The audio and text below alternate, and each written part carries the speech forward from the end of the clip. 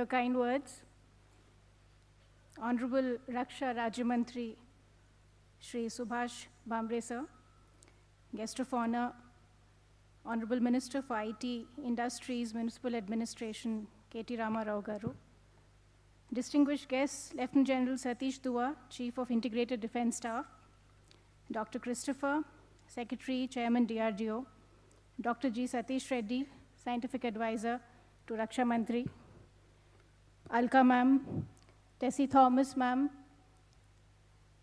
and all the distinguished guests and everybody who has gathered together to celebrate this wonderful occasion.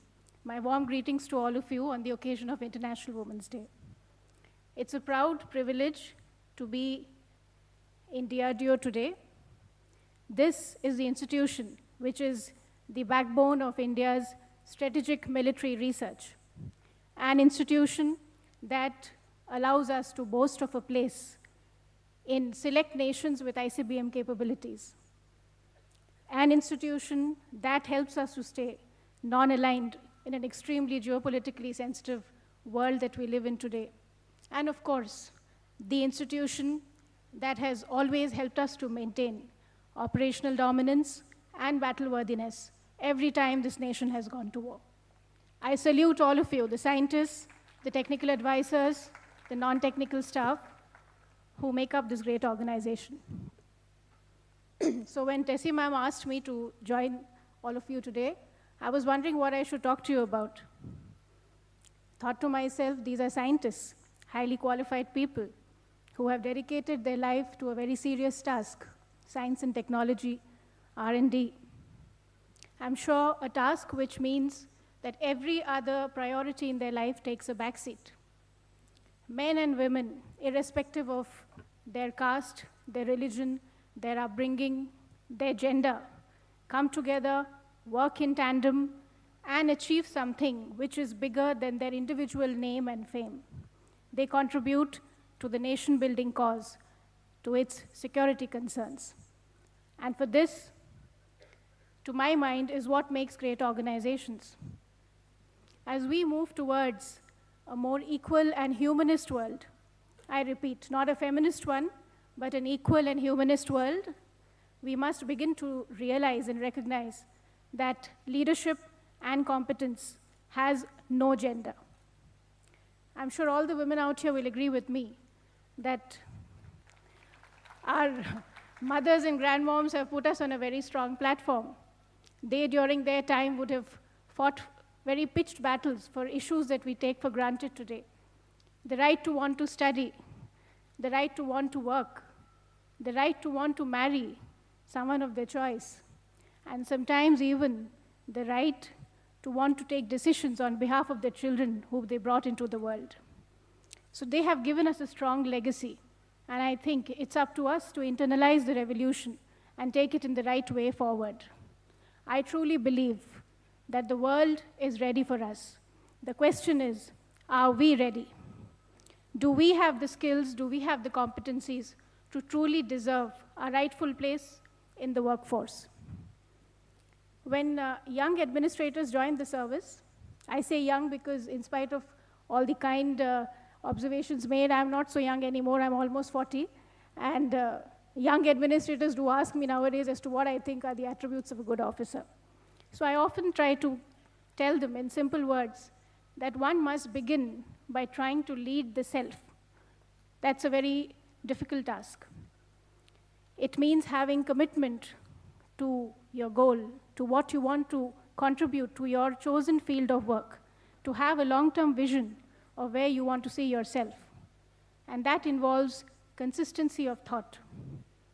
We may be flexible in the modalities, we may be flexible in the way we would like to achieve those goals, but consistency of thought is extremely important to leading the self. Good communication skills. Every time a leader speaks, he or she should hit target. That should be the impact of the communication skills. And of course, there has to be core integrity and courage to take a stand, to stand up for others who you think deserve that. And once, when you think that you have a grip on the self, then we may try and attempt to lead others. It means setting a direction one can never forget that people come from different backgrounds, different prejudices, and getting them to commit to the common conscience is extremely important in order to achieve the objective that the team has set out to achieve. It means aligning your forces. I'm sure all the managers out here, the senior directors out here will agree with me that there are different skills in different people. Some people are good at strategizing, some people are good at supports in logistics, and some people are good at executing. So we must choose and align the forces in the right way. And sometimes there are people that you keep thinking hard, what are they capable of? Do they really belong to the organization? But that's where our skills as a leader comes to the forefront. Every human being has something to offer. It's up to us how to extract and how to make him or her a productive asset in the organization.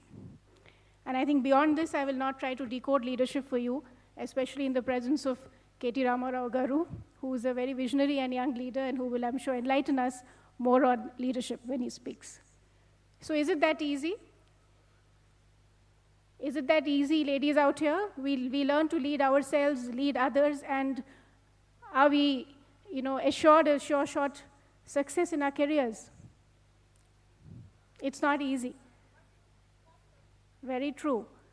But I would also like to say here that the obstacles in the obstacle course is something that you need to be conscious about. You need to negotiate. And largely, it has to do with our own conditioning. I say this with whatever little experience I have seen of different women in different organizations, that women sometimes hesitate to take on new responsibilities. We often underestimate our own abilities. We often think when a new responsibility is assigned that we don't know how to do a particular job. But let me tell you that that might be an advantage.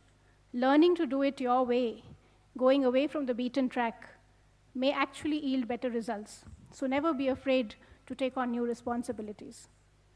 Also, in a study involving certain HR organizations, a very interesting bit of trivia was shared. And it says that, with due respect to all the men here, that men tend to overestimate their potential, whereas women try to underplay their abilities. And that's the reason why women are often promoted based on their past achievements, and men on perceived potential. So this is where we need to think straight. Not only must you achieve, but you must also not hesitate to demand your rightful place in organizations, because recognition is an extremely important cornerstone of personal growth and career advancement. You must learn to keep yourselves motivated.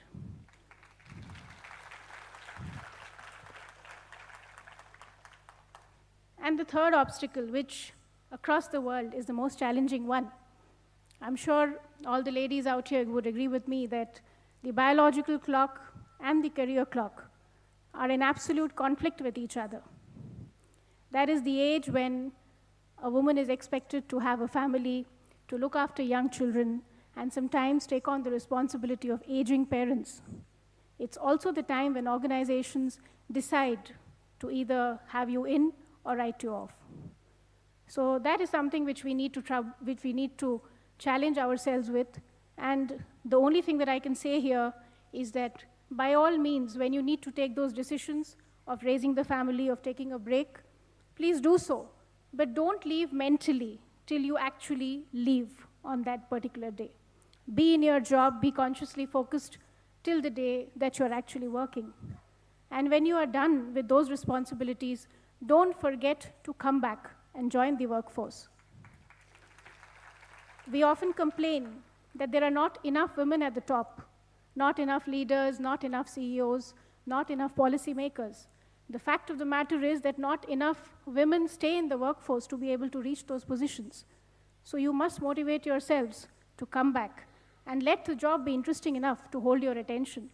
So therefore, you must look at sectors which actually challenge you, which actually have the potential to get the best out of you.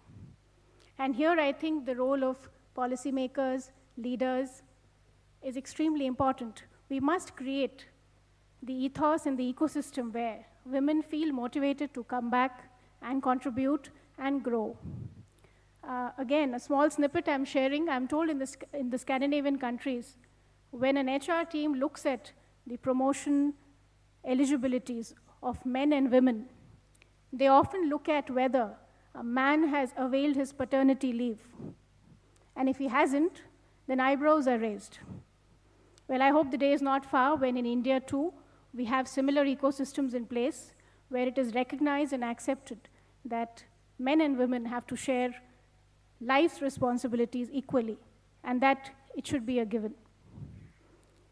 Here, in fact, I would like to share with you proudly an initiative of the Telangana government where it intends to support the livelihood loss caused to an extremely poor woman, maybe an agricultural labor, a coolie who goes to the fields and works. And the event of the time in her life when she's carrying a child, it is going to be compensated in the form of an incentive, which will be offered to her as a, you can say like a livelihood loss to support her, to allow her family to look after her, and also for the entire family to treat the childbirth as a happy event.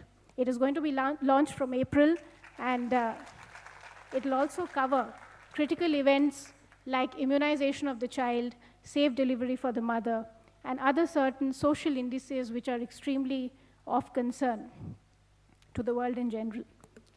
So similarly, we must have better caregiving infrastructure in place in order to really create and encourage this kind of a ethos in place. Well, I think I've already overshot my time, but I'd just like to conclude saying that I'm sure, I'm extremely optimistic that the future is going to be a very exciting place. And in specific, it's going to be a very exciting workplace where caregiving and breadwinning will have equal respect, where a man will have the right to choose which role he wants to play without anybody questioning his manhood. And women will be represented at 50% at every level in every workforce. I hope the day is not far when we have 4,000 women scientists in DRDO as against your 7,000. I hope the day is not far when young women would want to fly the Sukhois and the Tejas, just like those bravehearts who got commissioned last year, Avani, Bhavana, Mohana, who proved to the nation that they are officers first and last, and that women have the emotional and physical stamina to lead men at war. I hope the day is not far when we have many more Tessie Thomases, a woman who doesn't believe in just breaking glass ceilings, but she blasts through them right into space. So wish you a great year ahead, and I hope that every day is a celebration of you as a woman, as a mother, as a wife, as a friend, as a professional, and most importantly, as an individual. Wish you a very happy Women's Day, and thank you for this privilege.